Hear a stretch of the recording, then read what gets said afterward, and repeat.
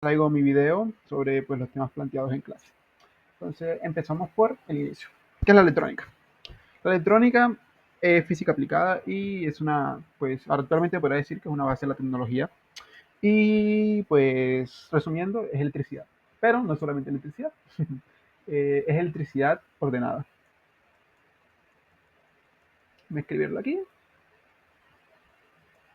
Ordenada.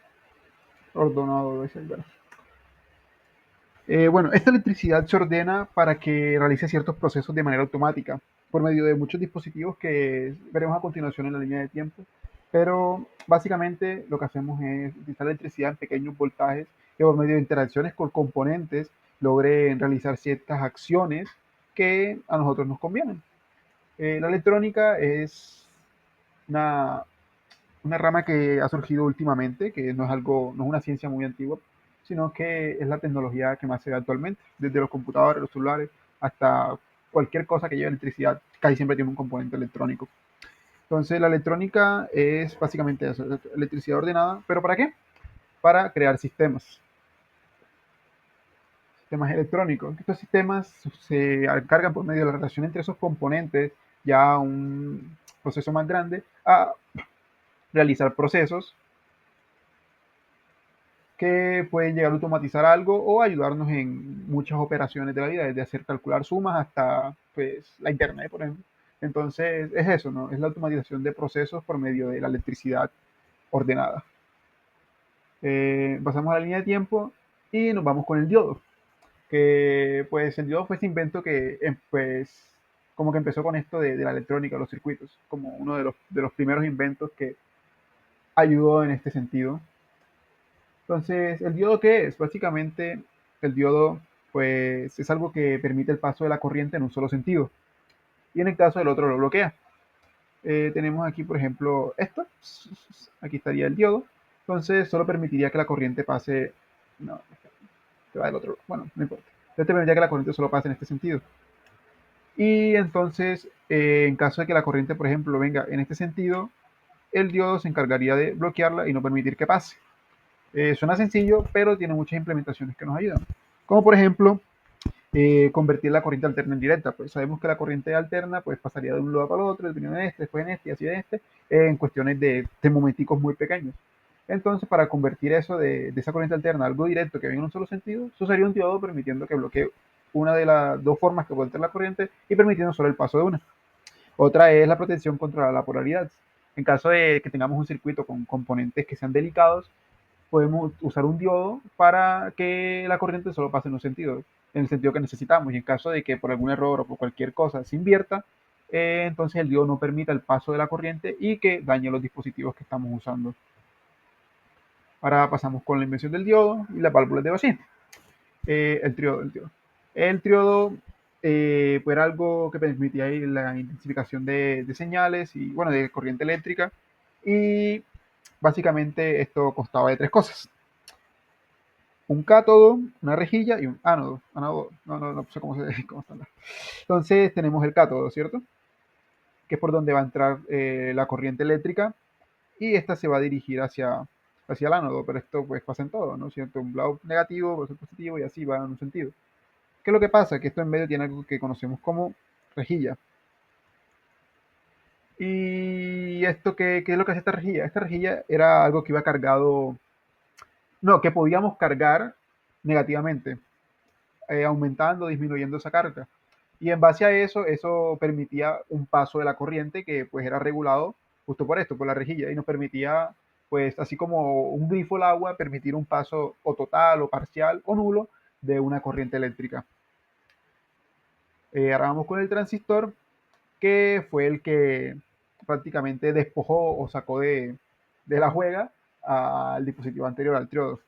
Pues tiene una función similar, que es que nos permite controlar la corriente también, el paso de una corriente, pero en este caso se activa ella misma con la corriente también por un tanto por un puerto. Esto funciona con semiconductores y es que al entrar la corriente por cierto lugar que conocemos como base, permite el paso entre los otros dos, que son el colector y el emisor. Entonces tenemos acá el colector y acá vamos a poner el emisor. Entonces, esta es la base.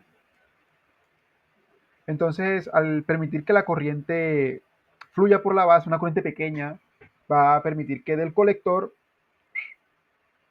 pase de corriente al emisor. Entonces, es básicamente un interruptor que se activa con electricidad propia. Entonces, no requiere una activación mecánica por parte de algo externo, sino que un mero chispacito de corriente pequeño ya va a permitir el paso de la corriente. Entonces, esto nos ayudó en mucha implementación dentro de los circuitos. Lo veremos más adelante en donde se fusionaron estos para pues, crear los dispositivos electrónicos que usamos hoy en día. Y tenemos tenemos el circuito integrado, que es básicamente la unión de muchos transistores en una placa de algún semiconductor. Normalmente el silicio, porque es un material muy común en la Tierra. Entonces lo que hacemos es que usamos esa placa y empezamos a ordenar los transistores adentro para que cumpla la función que necesitemos y así puedes tener un circuito con transistores muy pequeños que cumplen funciones específicas. Vamos con el microprocesador, que ya es como la forma final, la mega evolución de los circuitos integrados, que ya es muy complejo, es algo que no se puede explicar de una manera pues, directa sin habernos estudiado mucho. Y básicamente es capaz de ejecutar muchas instrucciones y de desarrollar muchos procesos ya a un nivel muy rápido de muchas veces por segundo, millones de veces por segundo y pues de controlar un sistema electrónico que pues, los microprocesadores están en todos los dispositivos electrónicos actualmente y pues es como el cerebro, ¿cierto? Ahora vamos con el dispositivo que se me dijo para explicarlo. Me emocioné mucho aprendiendo sobre él y estudiándolo. Entonces yo quise estudiar al motor de corriente continua, que era de esos que yo pasaba desarmando de pequeño todo el tiempo. Y entonces, bueno, lo voy a explicar. Un motor de corriente continua básicamente consta de imanes internos, que ordenados de cierta manera y enviándole cierta cantidad de corriente, ya va a explicar cómo funciona eso, pues estos se mueven. Entonces lo que tenemos aquí estos no son imanes, de hecho, son mag- electromagnetos, sí, electromagnetos, que básicamente son imanes, pero que no se activan sino cuando les pasa corriente, utilizando la ley de, ¿cómo se llamaba? La ley de la fuerza de Lorentz. Ley de la fuerza de Lorentz, que básicamente al nosotros pasar una corriente eléctrica en movimiento, una carga eléctrica en movimiento, esta va a generar un campo magnético. Entonces, pues en reacción con otro campo magnético, pues va a haber movimiento. Entonces, bueno, voy a explicar directamente ya cómo funciona, ya habiendo puesto las bases. Y es que tenemos una barra de hierro aquí, lo rojo, una barra de hierro, ¿cierto? Entonces aquí tenemos unos cables que lo unen y cumplen un camino. Y entonces va a haber una carga eléctrica en movimiento que va a pasar por todo esto. Cha, cha, cha, cha, cha, cha, y se va a mover. Y entonces va a generar un campo magnético en esta barra de hierro, en un positivo y un negativo. Entonces, ¿qué es lo que pasa? Tenemos lo mismo a ambos lados, ¿cierto? Se va a poder estar en movimiento, pero por el momento, con lo que hemos explicado, pues simplemente si lo activamos, pues se va a quedar pegado y ya no se va a mover, ¿cierto? En el peor de los casos, lo activamos al revés con cargas distintas, no, bueno, con polos distintos en cada uno de estos y simplemente va a dar una solita vuelta y va a quedarse ahí. Pero para eso tenemos esto que es llamado un conmutador. Que este conmutador lo que va a hacer es que va a permitir cambiar la carga entre estos dos puntos. Y entonces haciendo que cuando gire, chas, la carga se mantenga, pues, por así decirlo, en el mismo sentido. O sea, esto gira, cha, y la carga volvería a ser la parte de abajo la misma, la de arriba la misma, aunque ya el hierrito haya cambiado de lugar. Entonces esto va a hacer que esto se mantenga girando indefinidamente hasta que se apague la corriente eléctrica que va pasando por el electromagneto. Y así va a seguir girando indefinidamente. Entonces así es como se forman estos imanes. Actualmente eh, estos, estos motores cuentan con imanes internos, más o menos por aquí, y a cada lado, y aquí adentro es donde tienen el electromagneto, que pues se va a activar, a veces son varios giros, son varios electromagnetos internos que van a ir cambiando de polaridad constantemente y van a ir girando. Ya te estoy dando vueltas ahí adentro. por medio de la electricidad que le va llegando por las dos entraditas que son estas. Y así funciona esto. A mí me gusta porque entre más corriente le mandemos, más voltaje va a generar, más fuerza va a generar la carga, porque va a ir, pues va a ir más carga y va, según la ley de Lorentz, la ley de la fuerza de Lorentz va a generar mayor fuerza electromagnética y pues va a girar más rápido. Ok, entonces pasamos a las diferencias entre estas tres bellezas de ingeniería que tenemos acá. Ok, pues me gustaría empezar por la eléctrica, aunque pues estamos en introducción a la electrónica, pero la eléctrica me parece que es como la más elemental en estos momentos. Entonces, empezamos por la ingeniería eléctrica.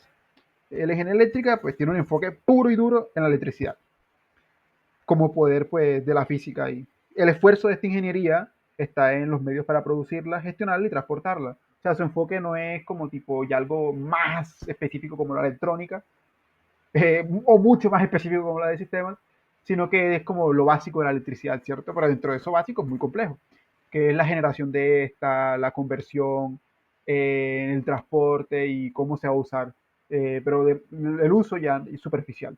Entonces, es como tipo puro y duro en la eléctrica, no enfoca tanto. La electrónica, la electricidad es más como una herramienta interna, no es su todo. Es como la forma en la que usamos para mandar señales internas entre los circuitos, no es necesariamente la base. Entonces, la electrónica lo que se enfoca es en usar esas pequeñas voltajes, esas pequeñas corrientes eléctricas para generar circuitos internos que desempeñan un papel que es dado por el que los crea. Pues por medio de, por ejemplo, los circuitos integrados, la electricidad simplemente es lo que fluye entre ellos y estos generan respuestas a entradas o a o una salida específica que también se va a ver en forma de electricidad. Entonces, por eso se llama electrónica. Porque usa la electricidad, pero no es electricidad directa. O sea, el enfoque no es la electricidad, sino pues los sistemas que hacemos con ella para pues automatizar procesos o realizar cierta, o que ella realice ciertas actividades por nosotros. Se relaciona mucho con el hardware, la ingeniería electrónica. Y la de sistemas, pues ya es como tipo muy poquito enfático en el hardware, en los dispositivos en sí, sino como ya lo que está dentro de ellos, ¿cierto? Ya esa parte que no es del todo física, sino que es como los medios digitales, si entramos con un software.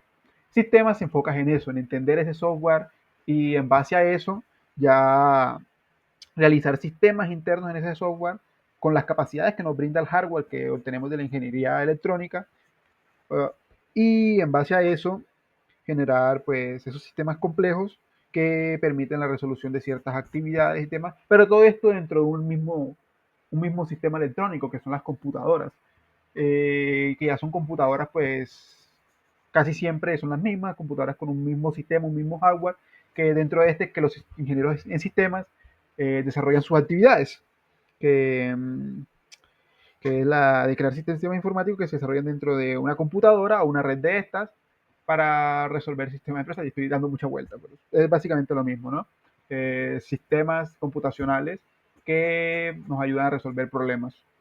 Y pues ahora, ¿por qué elegí yo esta que se encuentra aquí? ¿Por qué elegí la electrónica? Pues la electrónica me llama mucho la atención porque todos los dispositivos que vemos y toda la ciencia que hemos visto a través de todo este tiempo en estos tiempos actuales, pues se cimenta mucho en la electrónica, ¿cierto? En el televisor donde vemos la televisión, en los celulares donde vemos redes sociales, hasta pues la lavadora que ahora mismo se automatiza todo, pues eso es en gran forma de electrónica. Entonces a mí me gusta mucho lo de entender eso que forma tan parte de nuestras vidas ahora y que lo encontramos en todos lados y que es como la nueva ciencia, o al menos así lo quiero ver yo sabiendo todo esto que aprendí sobre electrónica, las diferencias que están con las demás cosas, pues mucho de esto ya lo sabía porque yo no elegí carrera al azar, pero esto solamente hace que entienda mejor y que me guste más la idea de estudiar la electrónica, a pesar de que sé que es un área difícil de entender, pero que para mí es un reto que estoy dispuesto a superar, a afrontar y pues a ganar. Y bueno, profe, este es mi video.